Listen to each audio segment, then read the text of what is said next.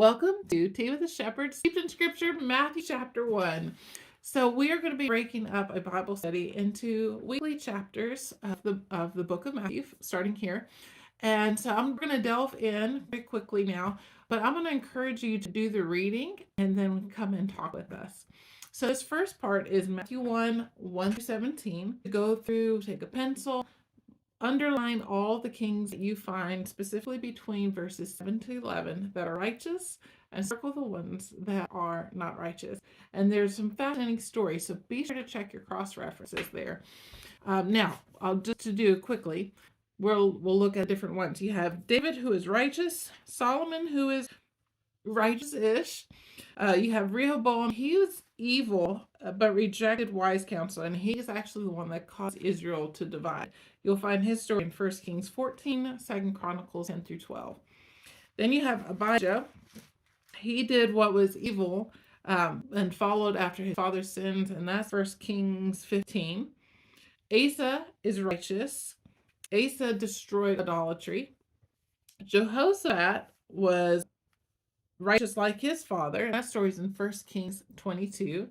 You have Jehoram. He was evil. He married Ahab's daughter, actually, so he was quite evil. That's in 2 Kings 8 and 2 Chronicles 26.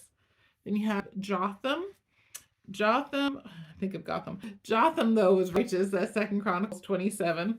Then you have Ahaz, who is evil. That's in 2 Chronicles 28. Make sure you're actually reading these stories, not just going through it and circling, underlining. Actually get to know these stories because it'll give you a whole different perspective of Jesus' genealogy. Then you have Ahaz, who was evil. That's in 2 Chronicles 28. Hezekiah was righteous, but he became prideful. So you can circle it and then, or underline it and then circle, because he became prideful. Fascinating story again. That's in 2 Chronicles 29 through 33.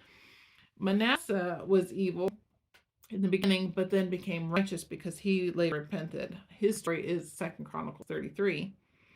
Amon, who's evil but was unrepentant as well, and so that's 2 Chronicles also 33. Josiah was righteous, that's 2 Chronicles 34. And then Jeconiah, Jehoiachin, those same names, he was evil, and that's 2 Kings 24, 1 Chronicles 3, and then Jeremiah 22 through 28 through 30. It mentions them there, and it's very important to pick up on that part too. So we'll come back to that in a minute. But verse 17 highlights 14 generations from Abraham to David, then David to exile, and exile to Jesus. The number 14 carries profound biblical symbolism. It represents completeness, salvation, new beginnings. All of this is very important when you study numbers in the Jewish cultures and in the biblical context. So, for example, Nisan 14 marks when God made his covenant promise to Abraham.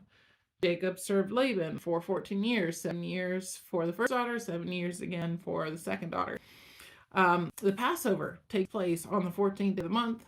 Noah sent out the dove over a span of 14 days twice. Again, sign of new beginnings. And additionally, David in Hebrew numerically equals 14. Again, when you study Hebrew letters, and I won't delve into all of these, the depth of it all is fascinating, but just to kind of break it down quickly, Hebrew numerically, the name David, when you numerically break it down, it equals 14.